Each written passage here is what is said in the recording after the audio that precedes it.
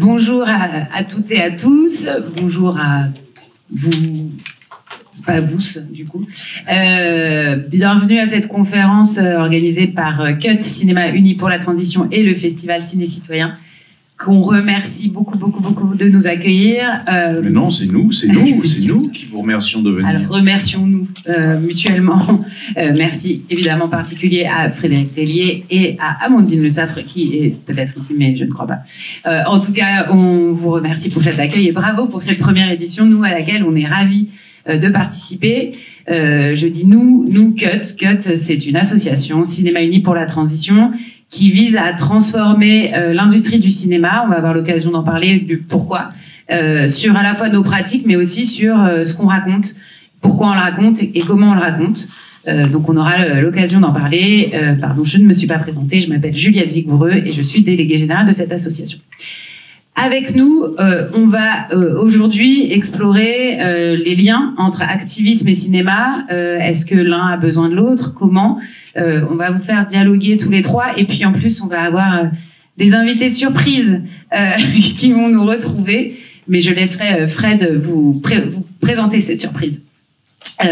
En tout cas, avec nous, vous le connaissez, Frédéric Tellier, qui est au-delà d'être le fondateur du Festival Ciné Citoyen, est un réalisateur, notamment, vous avez vu Goliath, Sauver ou Périr, ou plus récemment, l'affaire Escarin, il y a plus longtemps, et plus récemment, L'Abbé Pierre, dont on aura l'occasion de parler, qui s'inspire pour le coup beaucoup de faits réels et de mouvements activistes, donc c'est ce dont on va parler. Je vous présente également Cyril Dion, qui, pour le coup, incarne parfaitement ce pont entre l'activisme et l'artiste, l'expression artistique. Tu es toi-même ces deux, tu as ces deux jambes-là. Donc, on va pouvoir en parler. Et Cyril est aussi là parce qu'il est un des cofondateurs de cette association CUT. Et puis, nous avons Fabien Randriana Rissoa, qui, lui, est... Ah, merci, j'ai apprécié qui est responsable de campagne pour l'ONG Bloom, que vous connaissez sans doute, qui a été créée par Claire Nouvian. Et donc, Bloom est une ONG dont le cœur de l'action se concentre sur la protection des océans. Mais tu auras évidemment l'occasion de nous en dire un peu plus. Et toi, tu es responsable de la campagne pêche industrielle. C'est bien ça. Alors, on va commencer d'abord sur la première partie de cette conférence. Je suis un peu devant toi, non? Non, j'aime bien. Je te cache. J'aime bien ça. Comment t'étais bien là? Sur en quoi le cinéma a besoin de cet engagement activiste et en quoi toutes ces actions militantes viennent nourrir le cinéma. Toi, Fred, en particulier, c'est assez probant dans ton œuvre, puisque tu viens vraiment te nourrir de faits réels. Si on parle de Goliath en particulier, comment toi, ce militantisme et ces actions sont venus nourrir toi, ton art et ton expression artistique? Eh ben, on a discuté de ça un peu, en fait. Je devais pas être dans cette conférence. Et puis, on a discuté un peu pour préparer et réfléchir à comment partager une thématique avec vous, pas trop loin du festival, pas trop loin de votre engagement à vous dans cette association. Et puis on a une discussion, et de cette discussion, et sont définis un peu les contours de ce moment avec vous, parce que en fait je sais pas, en tous les cas pour la partie artistique, chez moi comme chez n'importe qui, chez Cyril aussi, j'imagine. Il y a quand même un côté très instinctif, très intuitif. Quelque chose me touche tellement pendant tellement longtemps que j'ai envie de l'exprimer. J'ai pas vraiment de calcul en me disant tiens, moi, je suis militant artistique en fait. Goliath, si j'exagère un peu, c'est un film qui réfléchit sur l'usage des pesticides. Mais qui, au-delà de ça, j'avais rencontré un jour un psychanalyste qui était venu à une projection, qui m'avait dit c'est un film sur l'intégrité et le bon sens. Et je pense qu'il a raison. Ce qui m'obsède moi dans mon cinéma, c'est de parler de ça, des dérives d'une société faite d'êtres humains qui perdent le bon sens ou qui perdent leur intégrité. j'aurais pu faire un film sur les vendeurs d'armes. Je pense que je serais arrivé à peu près au même but, c'est-à-dire la folie. Et ce que je crois être l'ADN du cinéma, c'est de pas forcément donner des réponses, mais poser des bonnes questions. Voilà. Et puis ensuite, quand on a discuté avec Juliette, on réfléchissait au cinéma en échangeant, je réfléchissais à voix haute en disant, mais en fait, je crois que moi, ce que j'aime dans le cinéma, c'est, j'en parlais tout à l'heure, ce que Stéphane Brisé racontait hier en présentant son film, c'est l'image manquante. Voilà, les pesticides, par exemple, on a des chiffres, on a des journaux, des alertes, des croyances personnelles qui nous disent je m'en fous, de toute manière je vais pas payer le kilo de trucs 7 € quand c'est à 99 centimes. Voilà, bon, il y a un ensemble de tout ça, mais il y a toutes les images manquantes. C'est pourquoi on en est arrivé là, comment les gens vivent ça, comment les malades vivent ça, puisque ça rend malade, comment ceux qui vendent ça en sachant que ça rend malade vivent. Et c'est ça que le cinéma permet, c'est d'avoir le contre-champ sur ces gens, leur quotidien, leurs émotions, et c'est ça qui moi me passionne. Alors du coup, je sais pas si c'est un cinéma militant, en tous les cas il milite pour n'oubliez pas que c'est ça qui se passe de l'autre côté, quoi, pour essayer de comprendre un peu comment l'être humain est embrigadé dans des sujets qui parfois le dépassent, et c'est quoi les effets, ça vient d'où et ça va jusqu'où en fait. Ok, et du coup, ça me fait rebondir sur toi, Cyril, sans vouloir te blesser pour ça. T'as envie de rebondir sur moi. Depuis très jeune, t'as, toi, un engagement artistique fort et un engagement militant fort. Est-ce que, qui est la poule et qui est est-ce le militant qui a fait l'artiste ou l'artiste qui a fait le militant? Ou est-ce que cette question n'a aucun sens et finalement, tu as grandi sur ces deux jambes en même temps? Non, moi je suis pas né militant, clairement pas quoi. Non, moi j'ai avant tout besoin de créer. J'ai commencé à écrire quand j'avais 13 ans, donc et puis après j'ai fait des études d'art dramatique et à ce moment-là le militantisme ou l'activisme était extrêmement loin de mon univers. Après je me suis ennuyé. C'est-à-dire que moi, j'aimais pas être acteur parce que j'aime pas attendre. On passe beaucoup de temps à attendre sur les plateaux quand on est acteur ou actrice. Et puis, j'aime pas non plus être trop dépendant du désir de quelqu'un d'autre. J'aime bien être la source de ma propre action. Donc, j'ai arrêté et j'ai commencé à être militant par accident parce que je cherchais à faire quelque chose qui avait du sens pour moi. Là où je pense que les deux démarches se rejoignent, c'est là.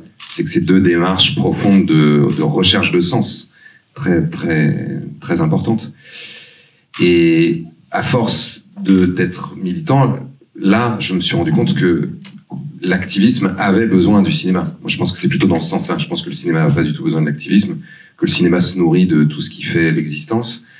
Mais en revanche, pour pouvoir mobiliser des gens, les toucher, créer des mouvements, ne pas simplement se contenter de délivrer des informations intellectuelles, parce que c'est ça que je voyais aussi beaucoup avec les militants, c'est que arriver avec simplement des idées, en disant il se passe ci, il se passe ça, des chiffres, des rapports, ça a peu d'impact, alors que le cinéma ou l'art en général a la capacité de nous émouvoir, donc de nous mouvoir, de nous mettre en mouvement, et a la possibilité de resituer les choses de façon plus complexe et plus à tous les étages. Moi, ce que j'adore avec le cinéma, c'est ça. C'est que on peut être à la fois nourri intellectuellement par un propos, on peut être embarqué par une histoire, on peut s'identifier à des personnages, on peut avoir des chocs esthétiques avec les images, la musique.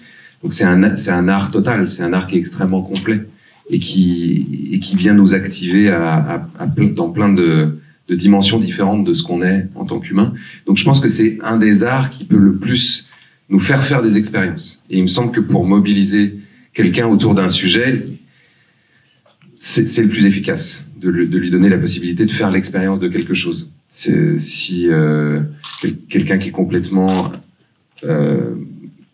étranger à la question de protéger le vivant, vous l'emmenez dans une forêt, vous l'emmenez au contact voir des animaux sauvages au petit matin. Bon, bah, tout d'un coup, là, il se passe quelque chose. Vous avez fait l'expérience de quelque chose.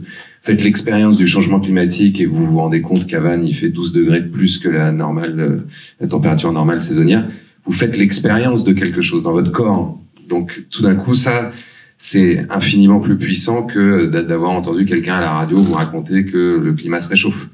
Et ben, le cinéma a la possibilité de faire ça. Et a la possibilité aussi de jouer sur nos imaginaires et donc de nous projeter dans des trajectoires de vie, de sens, des futurs qui sont un peu différents. Donc ça, il me semble que c'est très utile, en tout cas à des gens qui ont envie de promouvoir des visions du monde. Le fait que l'activisme ait besoin du cinéma pour exister, pour faire expérimenter, ressentir tout ce que tu viens de dire, c'est quelque chose que vous avez identifié chez Bloom. Est-ce que Fabien, tu peux nous raconter justement, vous, peut-être que, alors je ne sais pas ce qui s'est passé vous dans votre raisonnement, mais vous avez, ça fait 15 ans que 20 ans que l'ONG existe, que vous publiez très régulièrement des études, des rapports.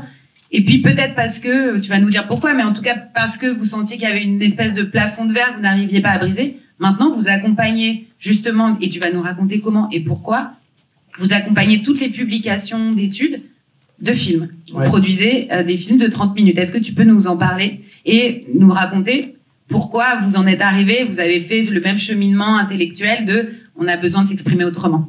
Oui, notre particularité chez Bloom, c'est qu'on est une ONG de chercheurs, donc avec beaucoup de scientifiques qui vont publier de la donnée, faire des courbes, des graphiques, etc. Donc une approche très très intellectuelle, quoi. On met en avant vraiment que scientifique. La position qu'on défend n'est pas une opinion, c'est l'état de la science aujourd'hui qui nous dit qu'il faut protéger le climat pour protéger l'océan, pour protéger le climat. Et en fait, on s'est effectivement heurté à ce plafond de verre, quoi. Il manquait un élément de sensibilité. En plus, on parle de l'océan qui est très loin de nous. Enfin, je veux dire, on parle à des gens qui vivent en ville, enfin très loin de l'océan.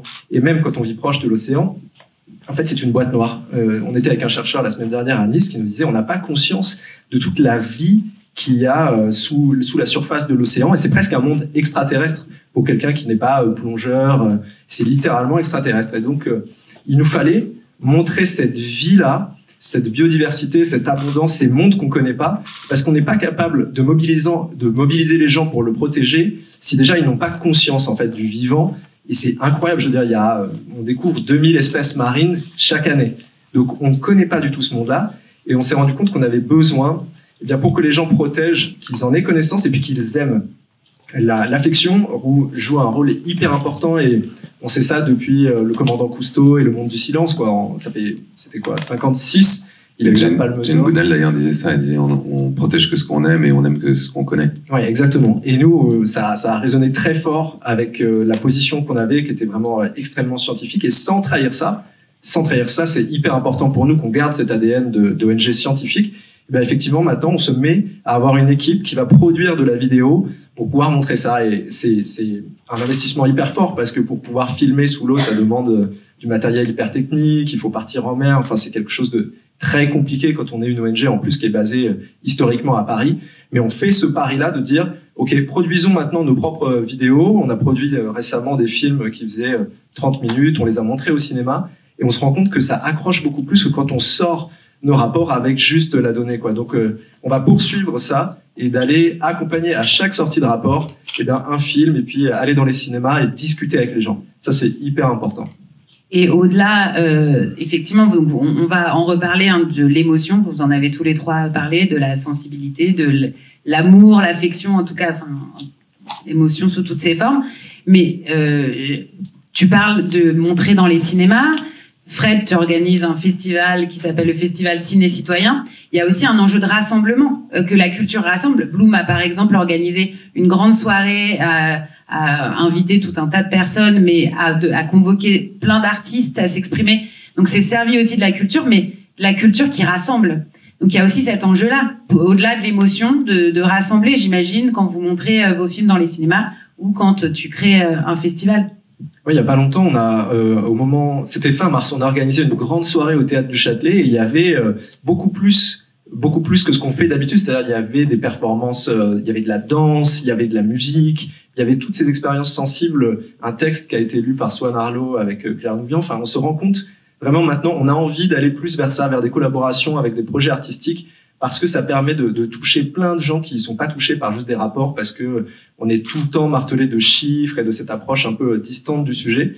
Et donc, on va continuer, nous, Bloom, à multiplier comme ça les partenariats et à essayer de vivre ça ensemble, parce qu'on s'est aussi rendu compte que la personne qui va lire notre rapport devant son ordi, elle va angoisser.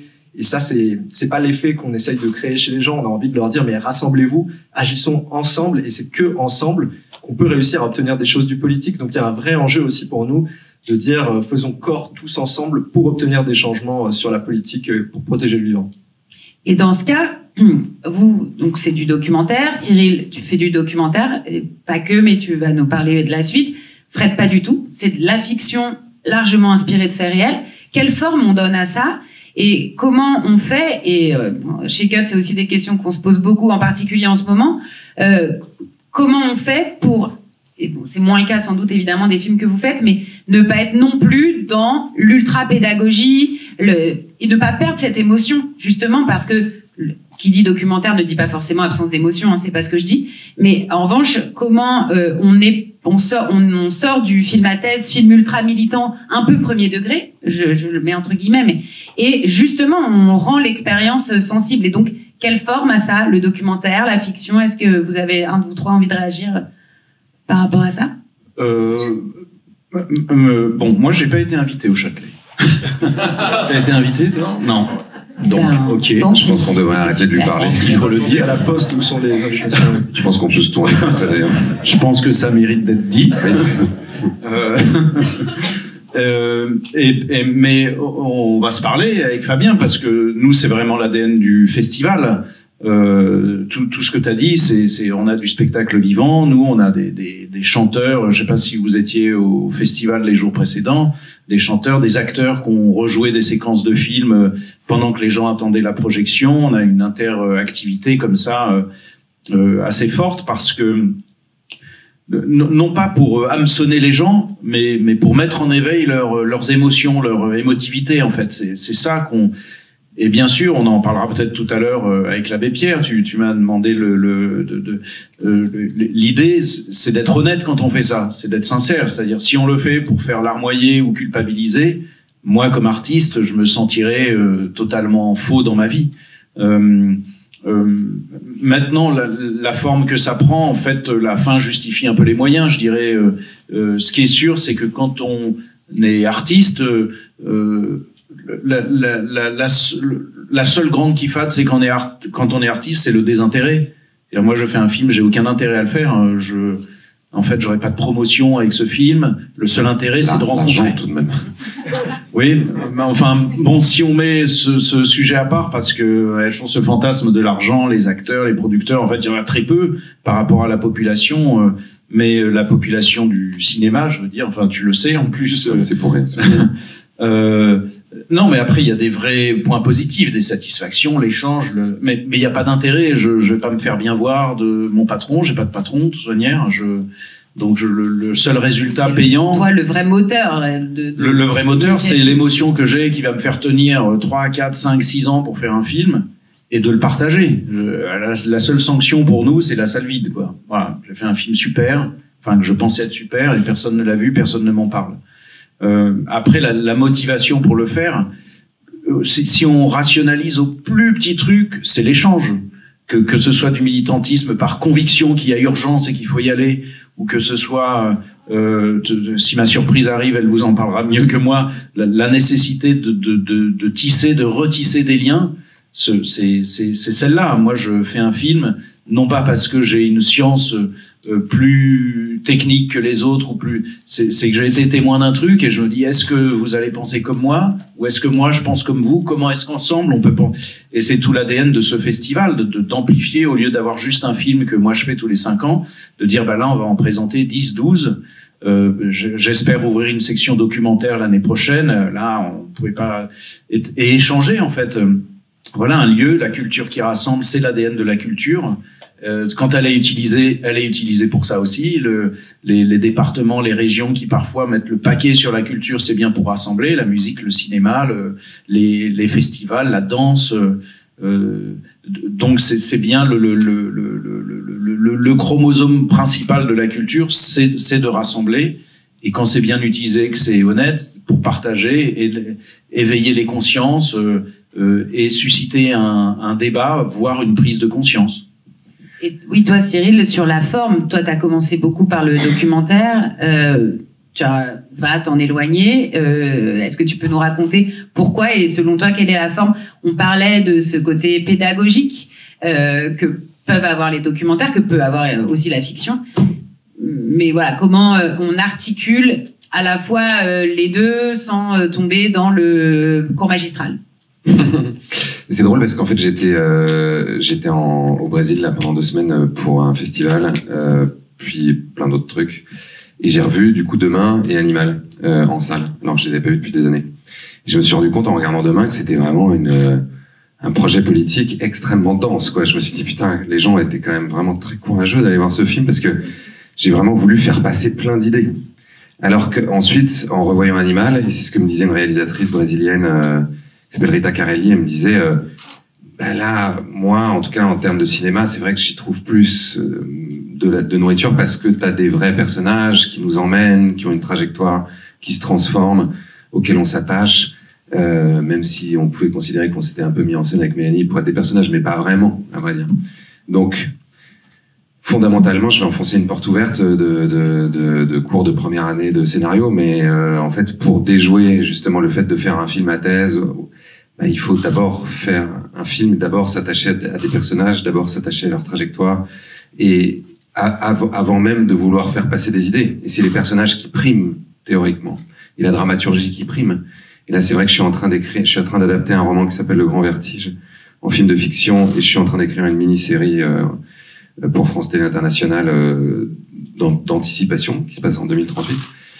Et on voit bien que, par exemple, Le Grand Vertige, oui, en fait, en arrière-plan, ce sont des enjeux écologiques, politiques, climatiques, mais fondamentalement, l'histoire qu'on raconte, c'est l'histoire d'un père qui s'est pas occupé de sa fille pendant quasiment toute sa vie, parce qu'il a fait passer avant sauver le monde et les grandes idées avant s'occuper des gens qui sont à côté de lui, et sa fille qui va essayer de saboter le grand plan que l'Union européenne lui a commandé pour enfin mettre fin au changement climatique. Elle va essayer de saboter ça pour se mettre en travers de son chemin, pour qu'enfin il la regarde et il la considère. Alors que lui, c'est l'enjeu de sa vie, il joue sa vie en essayant de le faire et de le réussir. Donc c'est avant tout ce qui va se passer entre ces deux personnages et leur histoire intime qui doit être le ressort du film. Et puis encore une fois, la dramaturgie, c'est-à-dire le fait qu'on nous raconte une histoire et qu'on ait envie d'aller au bout. Si au milieu de ça, on met des énormes placards avec des gens qui font des tirades pour expliquer des trucs, évidemment, ça va faire un mauvais film. Et le meilleur moyen de se rendre compte qu'on est en train de le faire, c'est se demander si un personnage ferait ça dans la vie. Je veux dire, dans telle situation, est-ce que quelqu'un se mettrait à faire un cours magistral sur le changement climatique? A priori, non. Et c'est là où j'en parlais avec mon fils qui fait une école de cinéma où on parlait de l'implicite. Et je lui disais, là, tu vois, en fait, ces deux personnages-là, s'ils sont en train de se parler d'activisme, par exemple, j'ai accompagné un réalisateur aussi qui s'appelle Sacha Chély, là, qui est en train de faire un film, et on a travaillé ensemble sur son scénario, et c'était passionnant parce que il y avait ces conversations entre deux activistes, et je lui disais, mais là, en fait, ils sont en train de parler au public des activistes, parce qu'ils sont en train d'expliquer des trucs, alors que s'ils se parlent entre eux, ils le savent. Eux, ils savent tout ça. Donc, ils n'ont pas besoin de se le redire. Donc, tout ça est en fait de l'implicite. Et donc, la question est toujours de se demander si les personnages sont en train de se parler les uns aux autres ou si on se met à les faire parler au public, ce qui est en règle générale une mauvaise idée. Et d'une certaine manière, dans les documentaires, c'est la même chose. C'est-à-dire que je me souviens avoir fait une émission de radio avec Frédéric Wiseman, qui est un grand documentariste, peut-être l'un des plus grands documentaristes vivants, qui est américain, et qui lui fait vraiment du cinéma du réel. C'est-à-dire qu'ils sont deux, lui il perche, et il a son caméraman, et il fait des petits signes comme ça, il reste 1 an quelque part, donc 1 an dans une université, 1 an à l'Opéra de Paris, 1 an en immersion chez les flics à New York, Et de cette année de tournage, j'ai construit quelque chose. Et on avait fait une émission de radio au moment où j'avais fait Demain. Il m'avait dit, ah, mais ça m'intéresse, j'ai envie de voir. Je dis, ça n'est vraiment pas la peine. Tu vas détester. Parce que c'est vraiment tellement construit, mis en scène. Justement, il y a tellement de discours là-dedans que je pense qu'il voit ça, il a des boutons qui poussent, quoi. Et chez Bloom, justement, donc vous faites du documentaire. Il se trouve que, alors, on ne sait pas ce que ça donnera, mais entre Cut et Bloom, on se parle aussi sur peut-être donner des formes fictionnelles à tout ça. D'abord, comment vous envisagez éventuellement une suite? Et est-ce que ça fonctionne? Tu disais, on se rend compte qu'on touche plus les gens. Vous, votre enjeu, il est de réunir et des gens et des moyens. Est-ce que ça marche? Oui, notre enjeu, c'est de faire prendre conscience aux gens de la force collective qu'on a tous ensemble quand on se mobilise pour une cause. Et les retours qu'on a au cinéma sont hyper importants. Et en fait, même, je veux dire, on n'a pas des liens toujours faciles avec des pêcheurs qui utilisent des méthodes de pêche qui sont destructrices parce que voilà, on est chacun dans un camp. Et ça nous permet de dialoguer. En fait, la dernière fois, on a organisé une séance à Boulogne-sur-Mer, donc dans le nord de la France, un port où il y a vraiment beaucoup de chalutiers, mais qui sont aussi victimes des navires-usines. Et on présentait ce film sur les navires-usines. Et en fait, petit à petit, nous, on s'attendait à ce que les échanges soient hyper tendus. Et on a réussi comme ça à créer des passerelles avec des pêcheurs qui, d'habitude, disent, bah, Bloom, c'est pas pour moi, on n'est pas sur la même ligne, on peut pas communiquer. Et finalement, on a bu un coup tous ensemble après, on a commencé à monter des projets ensemble, voir, bah, attendez, comment on peut se parler, quoi. Quelles sont vos zones de pêche? Comment on peut vous aider à transitionner d'une méthode de pêche qui est destructrice, le chalutage de fond, le chalutage pélagique, et à aller vers des petits métiers, parce qu'ils le savent bien, en fait, eux-mêmes que c'est une méthode destructrice, mais, eh ben, ils ont un crédit à payer, ils ont un système qui les a un peu enfermés là-dedans. Donc, ça nous permet de créer comme ça ce dialogue. Et on s'est aussi rendu compte, alors je sors un petit peu du cinéma, mais on a fait de la BD aussi. Et pareil, ça, en allant dans des festivals de BD, ça crée des échanges qu'on n'aurait pas avec, à part avec les geeks qu'on a d'habitude, qui sont à fond sur la pêche et l'océan, quoi. Donc ça nous permet de parler à un public beaucoup plus large et des passerelles qu'on n'espérait même plus avoir avec les pêcheurs se créent comme ça. Donc je pense qu'on va vraiment creuser aussi cet aspect-là de réussir à recréer du lien avec les pêcheurs qui sont les premiers concernés par les films qu'on projette, quoi. Vraiment, donc, le cinéma comme média au sens littéral du terme et de ce pont, même avec, a priori, vos ennemis, quoi. Donc, c'est super beau. Enfin, ce que tu racontes. On est les premiers surpris, vraiment, d'avoir réussi à créer. C'est hyper intéressant ce que tu racontes, parce que quand on disait la culture rassemble, si elle rassemble pour qu'il se passe rien, c'est déjà ça, mais ça va pas très loin. Quand on dit ça, on dit exactement ce dont tu parles. C'est-à-dire que de se rassembler et d'échanger fait ouvrir les perspectives et pourquoi pas les cœurs par moment, et ouvre la capacité à dialoguer, à montrer un petit angle différent, qui donc n'est pas un dialogue. On pourrait d'ailleurs ouvrir ce débat, c'est peut-être pas tout à fait l'objet là, mais quand j'ai fait Goliath, moi on était en pleine présidentielle, donc j'ai été invité dans les partis politiques, pas tous, mais dans certains partis politiques, à projeter pour avoir des débats. J'ai été beaucoup invité par les Verts, qui étaient vraiment les plus charmants dans les invitations. J'ai eu beaucoup de discussions avec eux. Je leur disais, c'est ça le fond de l'écologie. Pour y avoir accès, il y a quand même beaucoup de la population qui a d'autres problèmes. C'est exactement ce dont tu parles, d'autres problèmes, mais il faut prendre conscience de ça. Et c'est probablement un média formidable, le cinéma ou la culture en général, la danse, la musique, pour rassembler autour d'une sensibilité et d'arriver à parler, de sortir un peu du quotidien, quoi, des idées reçues, des soucis, des tracas, pour juste faire le petit pas de côté et arriver à discuter ensemble. Et raconter, ça, on en avait parlé en préparant cette rencontre, mais de raconter les personnages sans raconter les faits, ce que tu racontais aussi sur le Grand Vertige, mais c'est ça, l'émotion aussi, c'est qui passe à travers l'incarnation et le personnage. Là, je voulais ouvrir une autre partie sur, là, on n'arrête pas de se dire que le cinéma peut être ultra utile, servir des causes très nobles, etc. Mais peut-être qu'il y a aussi une limite à ça, de vouloir donner cette fonction utilitariste au cinéma. Le cinéma, c'est ce que tu disais, peut-être qu'on se rassemble juste pas parce que on se rassemble parce qu'on a envie d'aimer, on a envie de rire, on a envie d'être ému. Est-ce que être à tout prix dans le caractère outil du cinéma peut avoir ses limites? Et donc, évidemment, je voulais revenir sur cette expérience douloureuse pour toi. Donc, Frédéric Tellier a réalisé le film que vous avez peut-être vu avec Benjamin Laverne sur l'abbé Pierre. Réaliser un film, c'est des années d'investissement personnel. Tu écris tes films, d'enquête, de confiance accordée. Donc, tu as passé évidemment beaucoup de temps avec les équipes de la Fondation. Tu sors ce film et quelques mois plus tard sort l'immense scandale que vous connaissez, dont vous avez évidemment entendu parler, sur l'abbé Pierre et ses multiples agressions sexuelles.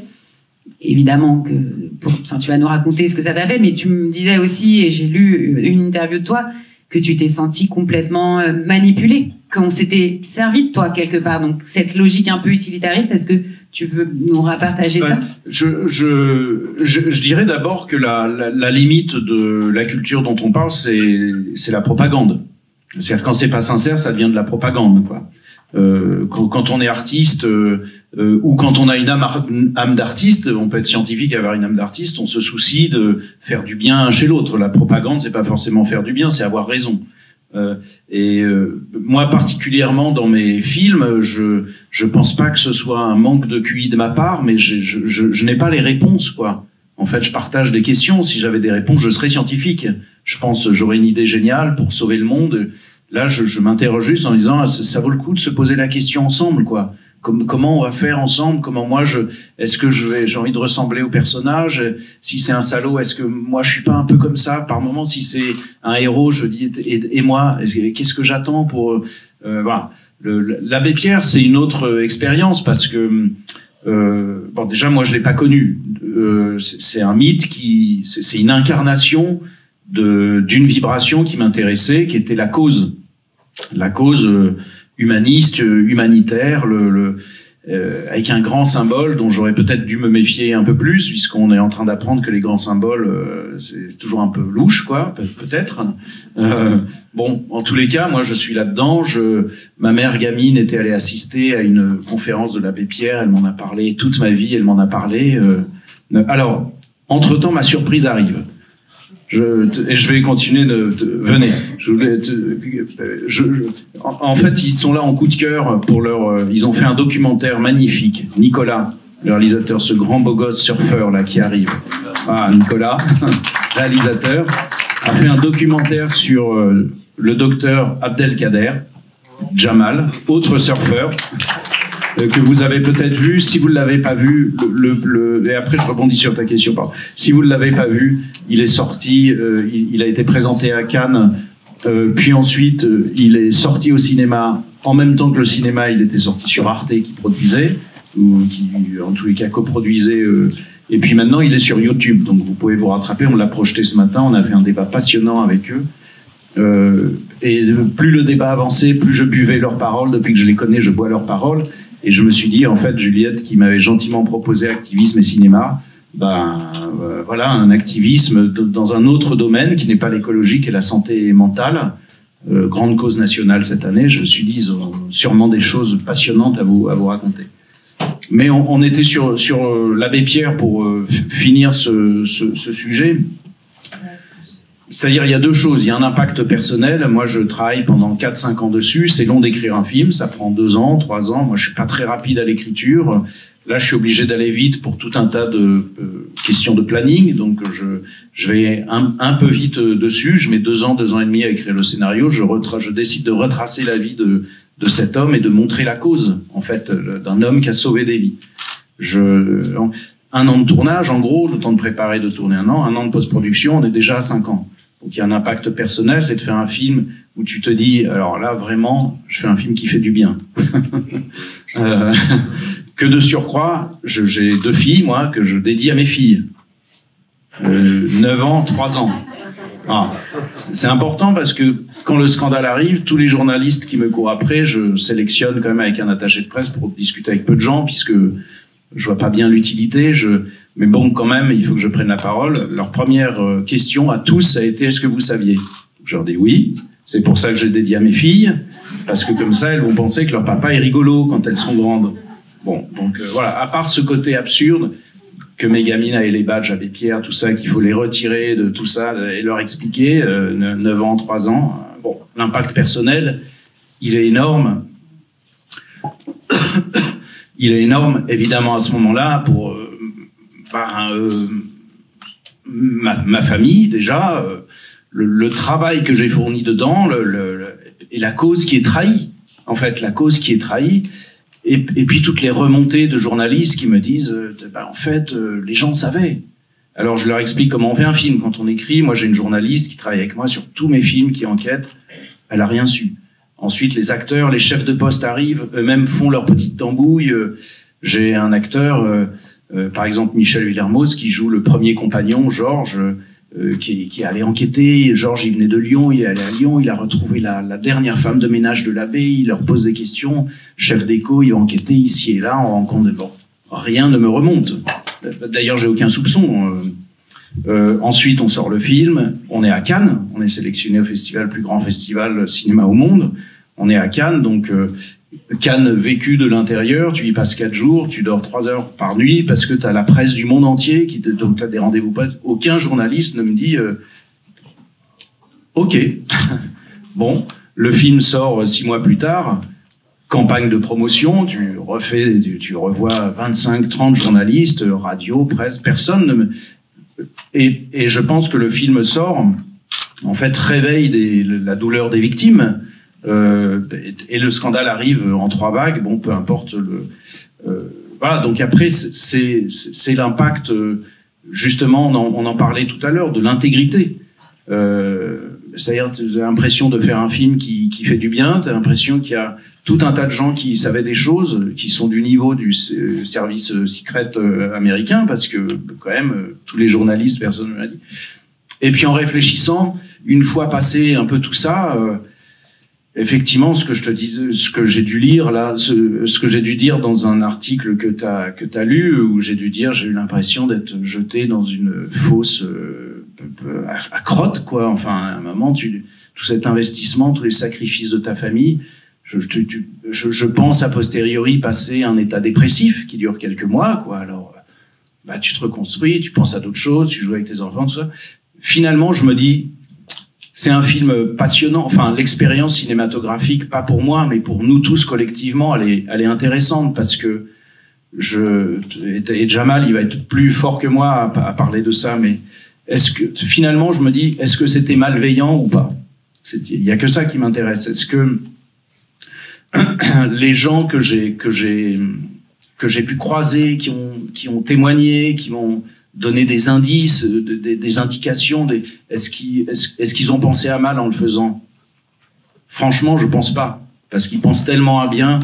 Sont plutôt des gens de la Fondation, d'Emmaüs, j'imagine quelques journalistes aussi, forcément, qui savaient, qui se sont dit, bon, la cause est tellement au-dessus, c'est du passé, et en fait, non. Sociétalement, sociologiquement, c'est pas du passé, au contraire, c'est l'actualité. Donc, je me dis, je mets de côté la douleur des victimes, puisque ça l'a réveillé, forcément, d'où une fois de plus la puissance du cinéma, hein, quand même. Je me dis, j'ai mon éthique, je me dis, il y a certaines personnes j'ai plus trop envie de voir parce que il y avait ce côté propagande, sûrement au nom de la cause, et ça devient compliqué parce que c'est une cause qui sauve des vies.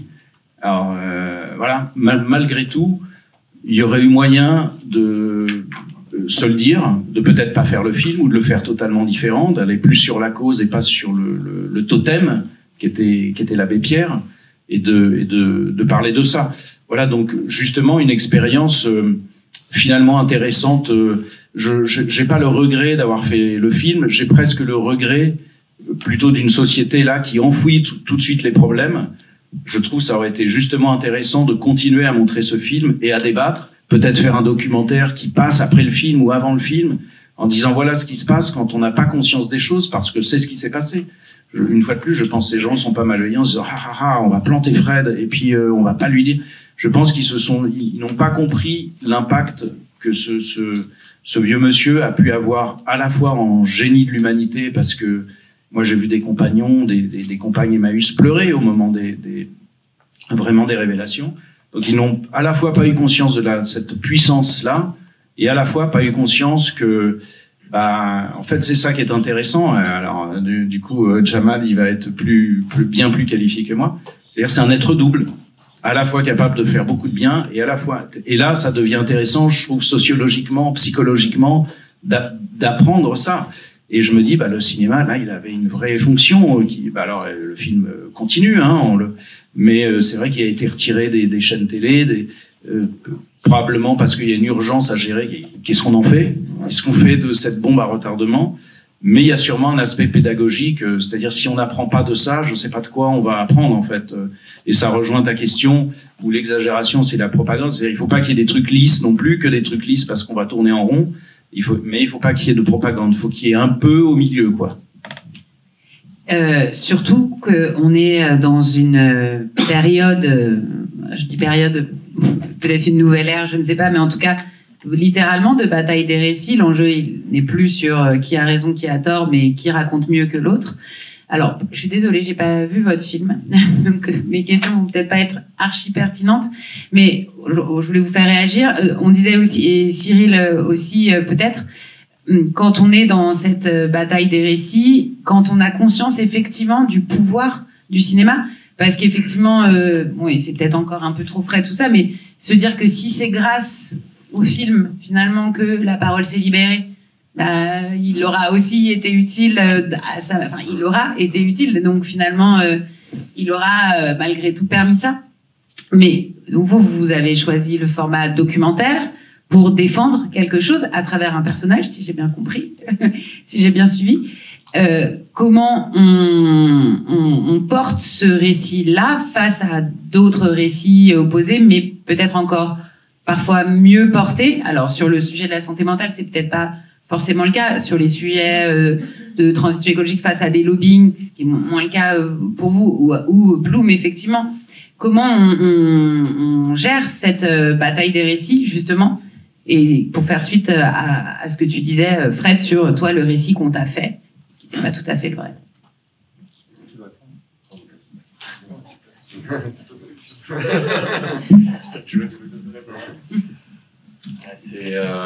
J'ai pas de réponse en fait à cette question. Pour moi c'est très compliqué parce que à quel point le film que je fais sur la psychiatrie, il est influencé aussi par mon regard, parce que j'ai envie de raconter et ce que va dire la personne en face. Comment on gère ça, c'est hyper compliqué. Là, moi, j'ai d'abord pensé au film comme mon engagement. Il a d'abord été d'un point de vue cinématographique et d'un personnage. Effectivement, tu disais un personnage, c'est quelqu'un que j'ai rencontré. Ça a été un espèce de flash. Et donc après, par la force des choses, avec Jamal, notre amitié a fait que aussi le film il porte une parole engagée, etc. Mais comment on gère le récit et ce qu'il y a en face, je sais pas, toi t'as la réponse. J'ai pas la réponse à ça. Et pour préciser, donc ceux qui n'ont pas vu le film, ils peuvent le voir maintenant sur le net. Vous êtes devenus amis en faisant le film. Vous connaissiez pas Nicolas, t'es arrivé avec une certaine idée du film. Que tu as totalement changé en cours de fabrication parce qu'il y avait Jamal que tu as rencontré et tu t'es dit en fait le film m'emmène là vers lui et alors que tu partais dans un autre schéma et finalement ce film qui est très cinématographique, on le disait tout à l'heure, moi c'était le coup de cœur vraiment que je voulais mettre en avant parce que il est pile au carrefour entre documentaire et cinéma. Parce que tu as eu la chance de rencontrer Jamal, donc tu as un personnage, c'est incarné, tu suis un destin, mais c'est un documentaire. Au départ, vous n'avez pas fabriqué, vous n'avez pas répété, tu n'as pas écrit des séquences. Jamal, tu n'as pas appris des dialogues, tu n'as pas été maquillé, les malades sont des vrais malades en souffrance. Mais il y a une histoire qui se passe parce qu'on suit ce personnage central, ce docteur héroïque dans toute la dimension du héros jusqu'à la solitude du héros aussi dans son cheminement, son action. Tu l'as filmé toujours en train de bouger, d'être actif, comme on ferait au cinéma, sauf que là pour le coup c'était vrai et c'est assez rare finalement dans un documentaire d'avoir le documentaire c'est du cinéma mon cher. Là tu dis documentaire et fiction. Non oui j'ai dit quoi, fiction? Non. Fiction, t'appelles ça cinéma et documentaire, t'appelles ça documentaire. Je me permets. Attends, là, on est en supériorité numérique. Bon, enfin, tu vois ce que je... Bien sûr, non, mais je rigole. Non, mais lui, c'est un comédien, en fait. Il jouait au psychiatre, un peu, c'est vrai. Il mettait une cape, il jouait au psychiatre. Non, je rigole. Mais c'est vrai qu'on a, c'est pour ça que si je lui passais le micro, c'est que c'est un film qu'on a fait à deux, presque. Moi, je réalise, mais ça raconte sa solitude, ma solitude, qui se rencontre à un moment.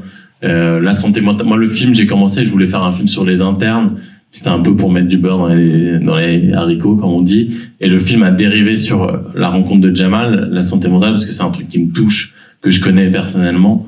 Et le documentaire, la fiction et tout, ça vient toujours aussi d'une force inconsciente qui te tire vers quelque chose. Donc quand je l'ai rencontré, ça a dérivé sur ça. Et effectivement, le documentaire, on l'écrit, pour moi, je l'envisage pas. Je l'envisage jamais comme un documentaire. C'est-à-dire que je l'envisage comme du cinéma avant tout. Je me dis, je vais écrire, en fait, après l'écriture, la fiction, elle se crée au montage.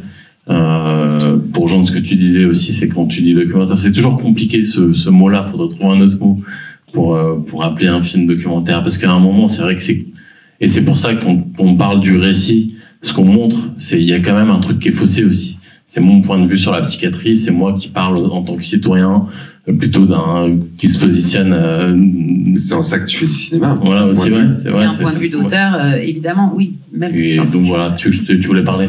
Un truc quand même, parce que c'est en fait tu réponds à l'appel. En fait, on répond à l'appel. Tu parlais qui m'a posé la question sur la mission. On répond à l'appel. Soit on se dérobe. Il y en a plein qui se dérobent. On peut pas toujours répondre à l'appel. Mais je pense que toi, tu fais ça. Et il y a quand même un truc important par rapport à ce que tu soulevais sur le personnage la personne de l'abbé Pierce et à côté peut-être l'œuvre, la fondation et tout ça. C'est que de toute façon, il faut pas oublier quand même que nous sommes des êtres complexes et contradictoires. Et que nos principes s'opposent tout le temps. Et que, je disais tout à l'heure, hier à Nicolas, tu sais, je disais un truc hier qui disait que si tu veux prendre ta part de plaisir, ça sera quand même une petite mort. Voilà, on n'a pas l'un sans l'autre. Et je pense que on peut être un médecin. Moi, par exemple, là, je fais des expertises pour les tribunaux. Je vois des professeurs de médecine, des médecins qui ont des positions hiérarchiques et d'autorité et qui agressent des étudiantes. Et pourtant, ce même professeur de la PHP, il va me dire, mais vous savez, j'ai une super réputation. Tout le monde pense que je suis chirurgien, mais je suis en salle, les patients et les familles m'adorent. Et à côté de ça, il n'est pas capable de reconnaître qu'il a agressé une fille, enfin une personne de l'âge d'une de ses filles. Donc, il faut pas. Enfin, c'est très compliqué dans l'existence d'arriver à conjuguer toujours ces aspects doubles et contradictoires. C'est comme ça. Il faut l'accueillir, ça, parce que par exemple, j'ai vu une fois un film dans lequel on voit une scène. Il y a un type qui veut racheter un hôpital dans lequel on soigne les gens. En plus, on les soigne convenablement dans cet hôpital qui est plutôt un truc très coopératif. Et le type, il veut acheter le lieu pour en faire un parking. Et donc, il essaye de trouver toutes les stratégies de communication pour arriver à ses fins. Il n'arrive pas à leur vendre le projet. Et eux, ils ont une pratique du soin où les questions se résolvent en groupe et par la conversation, dans une assemblée de parole. Et en fait, ils sentent bien que le mec, il se sent lésé. Ils lui ont dit non, mais il est colère, le gars. Il n'a pas son parking et tout. Et ils se disent, il faut qu'on refasse ils appellent ça le dénouement, le traitement je sais plus comment ils appellent ça, la cérémonie du dénouement. Et donc, ils l'invitent. Et donc, alors expose ton point de vue. Écoutez, non, moi j'ai vraiment besoin d'oseille. Vous en avez rien à foutre de l'oseille, mais moi ça guérit mon cœur, comme les conquistadors. Et donc du coup, et en fait, je trouve que c'est ça c'est marrant parce qu'on pourrait se dire ce gars-là a priori, il est moralement exclu, il est à côté de la plaque. Eh ben non, il est avec nous et même avec sa manière complètement folle d'appréhender nos habitats. Il faut qu'on l'embarque. On peut pas le laisser sur le bord de la route. Donc, je suis d'accord avec toi. Il faut, quand on est dans le scandale, on peut pas ostraciser les gens. Voilà. On peut pas faire ça. Il faut essayer toujours de ramener la parole et d'essayer de trouver des voies de résolution. Et si vraiment la personne, elle exagère trop, on lui dit, écoute, tu fais l'enfant, c'est pas possible, quoi. Mais voilà. Et donc, encore une fois, et tout, pour répondre, en tout cas, mais cette question, vraiment, on est contradictoire et paradoxal, tous. Mais on abordait avant que vous arriviez le fait que, alors, on a sans doute effectivement des contradictions internes, et puis après, on peut avoir aussi, être en opposition face à d'autres, et que Fabien nous racontait que le cinéma pouvait justement construire ce pont. Est-ce que... Ah oui, il est là, on va devoir... Ce sont des élèves qui ont un transport, j'imagine, et qui doivent partir. Et manger. Que le cinéma permet peut-être ce pont interne, mais aussi entre individus. Cyril, tu voulais dire quelque chose sur l'enjeu des récits, et peut-être que, en tout cas, alors, dernière question pour vous libérer à l'heure. Est-ce qu'il n'y a pas ce piège à se perdre, mais un peu, ça, c'est pas tout à fait ce qu'on disait, mais à vouloir absolument faire passer un message, c'est-à-dire absolument être dans la démonstration. Et justement, est-ce que ça peut se faire au détriment de l'émotion? Ben oui, c'est ce que je disais tout à l'heure. C'est-à-dire que faire un mauvais film à thèse, c'est très souvent la conversation qu'on a avec des personnes qui viennent avec plein de bonnes intentions militantes et qui me disent je veux faire un film sur ci et sur ça. Comment on fait pour que le film marche et qu'il entraîne beaucoup de gens? Et très souvent la réponse c'est commence par faire un bon film. Et faire un bon film, c'est pas faire un film à thèse. Parce que, comme on le disait tout à l'heure, ce qui fait d'abord l'essence d'un film, c'est ce que tu disais pour le tien, c'est le personnage, et sa trajectoire, et ce qu'il va ressentir. Et si tu fais pas passer ça avant le discours, bon, ça peut pas fonctionner. Et puis, comme tu le disais, sinon on bascule dans autre chose qui est de la propagande.